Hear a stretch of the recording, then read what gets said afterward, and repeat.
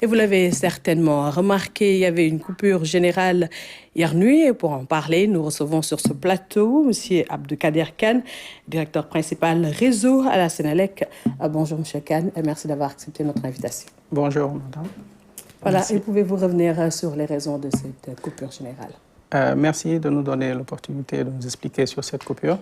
Tout d'abord, je voudrais, au nom de la direction générale de Sénélec, présenter nos excuses pour ce désagrément, surtout en ces temps de chaleur.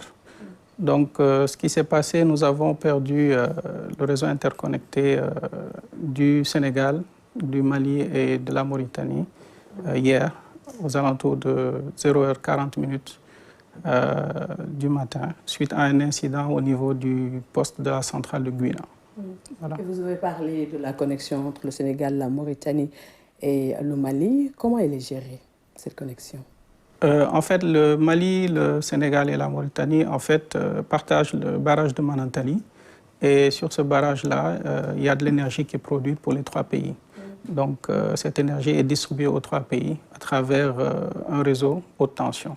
Et ce réseau est géré par la CEMAF, qui est la société de maintenance du barrage de Manantali. Et c'est la deuxième fois qu'on met en cause le barrage de Manantali. Est-ce que cela ne pose-t-il pas un problème de sécurité pour le Sénégal? Non, en fait, il y a des mesures qui sont prises ensemble. Lors du dernier incident du mois d'octobre, nous avons pris ensemble des mesures qui ont tardé à être mises en œuvre, mais qui sont en train d'être mises en œuvre actuellement en collaboration avec les autres pays. Et comment se fait le dispatching de l'électricité? Entre les pays, en fait, chacun des pays a un quota sur le barrage et la CEMAF s'organise pour dispatcher l'énergie disponible au niveau du barrage aux trois pays selon le quota qui a été défini sur l'année. Est-ce que le Sénégal a un plan de défense, si on peut l'appeler ainsi, pour faire face à de tels chocs? Effectivement, le plan de défense de Sénélec est en place et fonctionnel. Et depuis plusieurs années, comme vous avez pu le remarquer, ce genre de coupures entraînait des coupures, ce genre d'incidents plutôt entraînaient des coupures assez longues. Aujourd'hui, nous avons perdu la tension à 0h40 et à 2h40, à peu près 2 heures à peu près, tous les clients ont été remis, ce qui n'était pas le cas dans les années passées. En tout cas, c'est un plan qui marche très très bien aujourd'hui. Est-ce que le problème est réglé? Est-ce qu'il y a une mission d'enquête qui est en cours? Oui, en fait, nous partageons un réseau et sur ce réseau, en fait, nous allons tenir ensemble une réunion encore d'analyse de l'incident. Et suite à cette analyse, des mesures qui avaient été déjà définies vont être peut-être mises en place ou améliorées.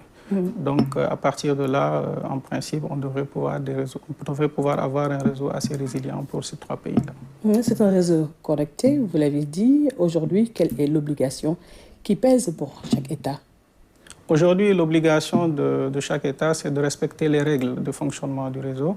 Malheureusement, vous savez, avec les difficultés des pays et des sociétés, tout le monde n'est pas à même à régler toutes les règles. Aujourd'hui, le Sénégal respecte l'ensemble de ces règles. Malheureusement, la Mauritanie et le Mali n'arrivent pas encore à régler quelques problèmes techniques, ce qui fait qu'à chaque fois qu'il y a des incidents pareils, c'est le Sénégal qui contribue pratiquement à la remise du système. Et on va profiter de cette occasion pour faire un peu le point sur la situation énergétique au Sénégal. Aujourd'hui, la situation elle est quasi maîtrisée. Nous avons atteint dernièrement une pointe record encore de 995 MW qui dépasse déjà la pointe de l'année dernière au mois d'octobre.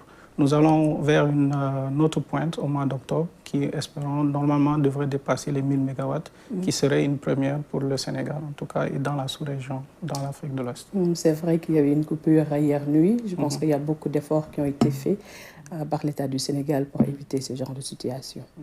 Tout à fait. Il y a beaucoup d'investissements, comme vous avez vu le voir, avec l'interconnexion des réseaux au sud. Sur le réseau interconnecté, vous avez aussi la construction de postes haute tension, l'installation de centrales qui sont à venir. Et le Sénégal, aujourd'hui, est un leader en matière d'électricité et la Banque mondiale le reconnaît. Et beaucoup de pays aujourd'hui viennent apprendre de l'expérience sénégalaise. Et les cadres de Sénélec aussi s'exportent un peu dans la sous-région. L'actuel directeur général d'ailleurs de la CEMAF est un ancien secrétaire général de Senelec. Il a plu ce matin, l'hivernage s'installe. Que dites-vous aux Sénégalais? Nous nous sommes préparés par rapport à cet hivernage comme d'habitude. Et cette année, quand même, exceptionnellement, les mesures ont été déjà prises. Et depuis le 1er juillet, toutes les équipes sont sur le terrain.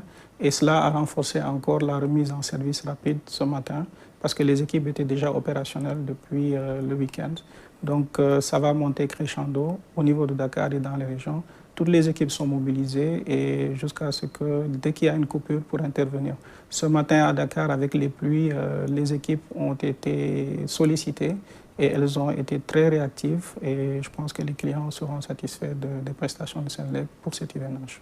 Merci beaucoup, M. Kane, pour toutes ces informations. Je vous remercie, madame. Et nous présentons encore nos excuses à l'ensemble des populations.